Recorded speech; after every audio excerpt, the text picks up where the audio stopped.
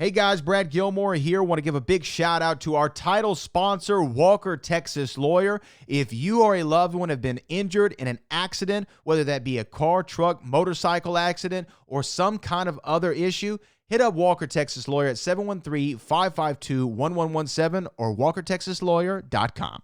Oh, Brad, what have you done now? Broadcasting live from Houston, Texas, and around the world. TV host, best-selling author, and radio personality Brad Gilmore brings you a collection of conversations with stars from movies. Matthew McConaughey. Brad Gilmore. Mark Wahlberg. Hey, how are you? The legendary Mr. Christopher Lloyd. Christopher, how are we doing? I'm doing good. Great introduction. Jessica Alba and Lizzie Mathis. Ladies, thank you so much for joining me. Thank you. Kevin Costner joins us. Thank you so much. Thank you. Television. Jimmy Fallon joins us this morning. Jimmy, how you doing, my friend? Good morning. Thank you so much, Brad, for having me. I appreciate this, bud. Kelly Ripa. Brad, thank you for having me. Comedy. Jay Leno joins us. Jay, how you doing? Hey, Brad, what's going on? Chris Tucker is in the building. Chris Tucker, good morning to you. Hey, Brad, and good morning to you. How are you? George Lopez joins us right now. George, how are you doing, sir? Good morning. Music. Lola Monroe. Thank you. Thank you for having me. The legendary frontman of AC/DC, Brian Johnson, joins us right now. Brian, how you doing? Good morning, Brad. What lovely to talk. You me funny lad. Megan Trainor. Thank you so much, Brad. You're awesome. Chloe Bailey joins us. I appreciate the time. Appreciate you. And more. This is The Collection. Now your host, The Boat. Brad Gilmore!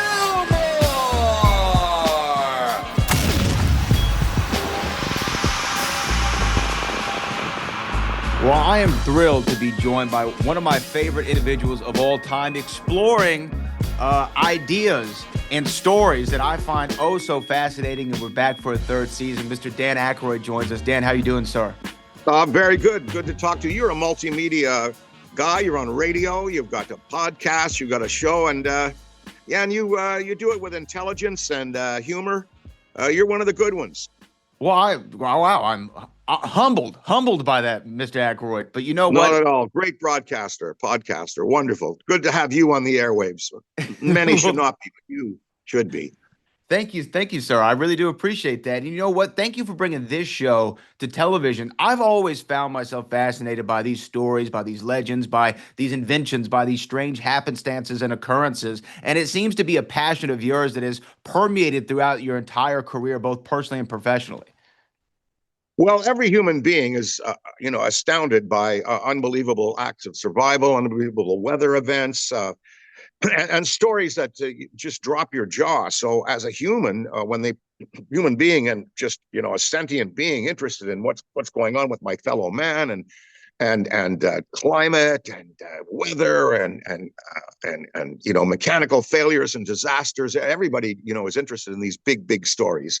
And so as a human and just a guy who wants to be entertained, I thought I'm definitely going to enjoy presenting and getting researched cases that I haven't even heard of.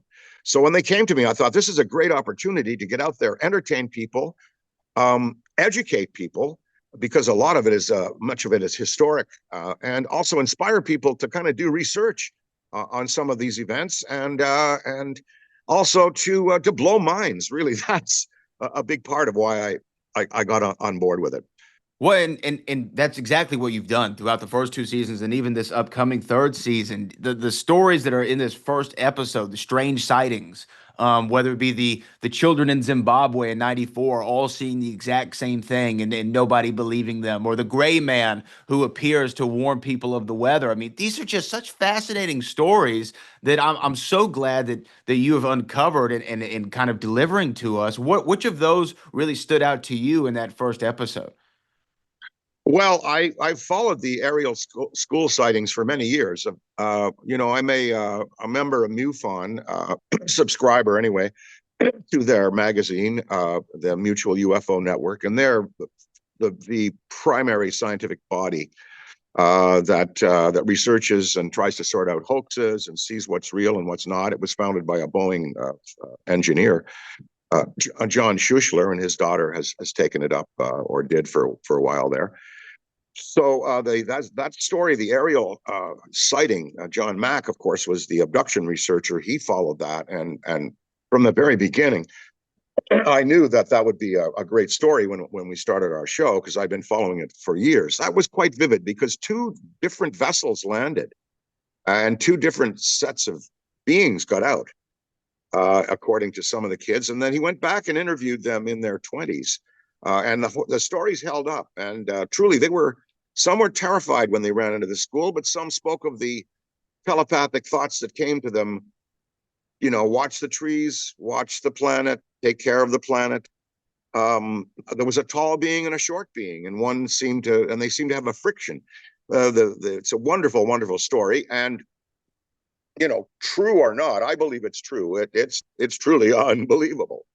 Well, it is unbelievable, and you know what? I have to say that I'm going to lean towards the fact that it's true, because here's the first thing about me. I feel like it would be ignorant and arrogant of me to think that there is no possibility of these otherworldly beings being out there and coming to Earth and observing us, warning us, so forth. And so I believe them. And also, have you ever found 10 or 20 children who all have the exact same story? We all play that game of telephone where the story changes again and again. This one stayed consistent. That is a very difficult thing. It really did. It really did. And I guess they were just so young and innocent. And why these interdimensional or interstellar beings, whatever they are, chose to land in a schoolyard is very interesting. Why do they choose the innocents? It's interesting who they would choose among us all to interact with. Of course, there have been many stories about abductions and people who had contact over the years, but this was a particularly moving one, and one that endures, certainly. Especially seeing them interviewed today, and how they consistently believe and know what they saw and experienced. Well, let me ask you this: as somebody who's been, as you said, a member and a subscriber and an observer of the UFO phenomena and what have you over the decades, what is your estimation and opinion on now the UAP? It's almost been rebranded with the unidentified aerial phenomena, and the government, the United States government at least, releasing more and more information, and also being forthcoming in the sense of, yes, there are some things that we cannot explain. For you, does that feel validating in any way? And why the rebrand to UAP? Oh, I think it's just a better way of understanding. It's an unexplainable aerial platform, I think, is one of the UAP designations. I call them hyperdynamic, super advanced vessels operated by who knows what or who. We can't say who or what operates them. No one knows for sure. And I'm not going to presume to say who's behind the wheel there. But it's certainly validating, because for years I've been hearing about the phenomenon from my mother, who in 1947 was walking down Spark Street in Ottawa after the war, and she worked for the Munitions and Supply Department in World War II. And she worked on the fuselage program for the Hurricane aircraft, and she was secretary to the minister, private secretary, and that was one of her duties, is covering the production of the fuselage. So she knew how to read those charts, B-17, ME-109, the charts you see on the ceiling for aircraft, B-52, you see the silhouettes and you identify them. He was walking down the Spark Street. It was about 4 o'clock in the afternoon, and she said she looked up about maybe 100 feet in the air, and a Christmas tree bulb appeared. That's how she put it, an orb. And it started to blink, green and red. And she only told this story a few times in her life, but green and red. And then she watched it for about, almost a minute. She stopped and looked at it, and then it just zipped up in the sky and disappeared. And she had magazines always around the house. The Look magazine with the story of Barney and Betty Hill with Elizabeth Taylor on the cover. She had the Marilyn Monroe Life magazine where they had a UFO story there. So he was very, very interested in it. So I just followed, and then I had a sighting in Martha's Vineyard with 3 other people of a high altitude echelon flight of 2 dime-sized orbs. And they were 100,000 feet up, but they were moving. And I woke everybody up. I said, this is not a meteoric bolide. This is directed flight. They were zigzagging in echelon formation across the sky. and they were glowing very, very bright, and they looked like the size of a dime from where we could see. And certainly the naked eye can see 100,000 feet at night, of course. And they were moving, and they went across the sky fast. I would have said 20,000 miles an hour. I mean, I woke the house up for them to look at it. And then I've had two other sightings. In Montreal, Canada, a friend and I were sitting in a hotel room, and we were looking out the window at the 20th floor of the hotel, and my friend said, "What's that?" We were just and we got up, and there was a gray object.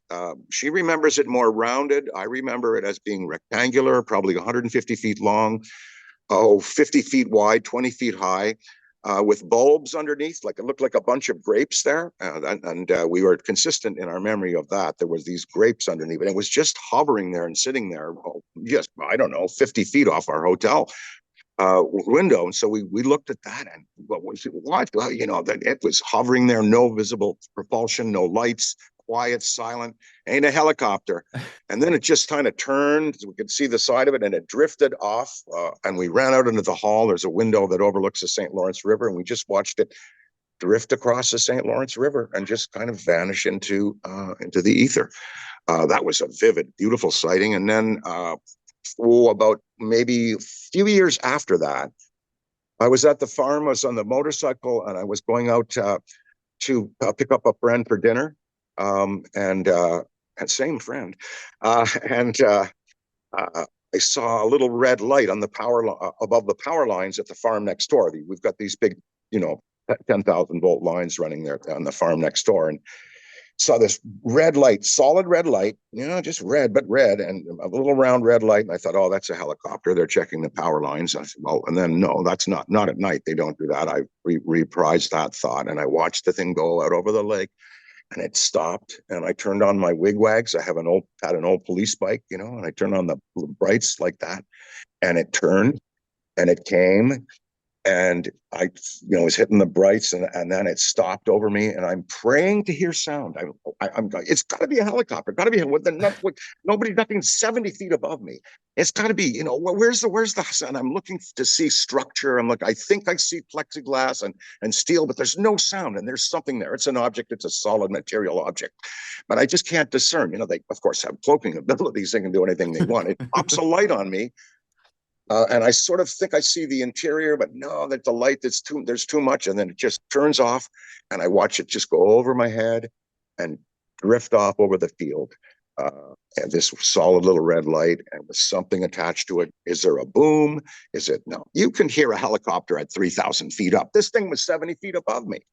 And so that was a beautiful sighting. And you can imagine when I went and met my friend and told how the animated discussion we had about it, because we'd shared this sighting before. And so she was in a position to believe me that night. And that was a vivid sighting. And I think back to, praying for the sound. Oh, please, please. I wasn't afraid or anything, but it was challenging my rationale again.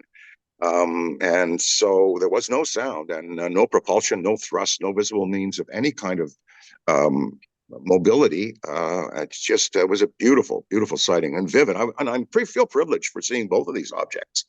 I don't know whether I was particularly chosen for these apparitions, but I think it's just random.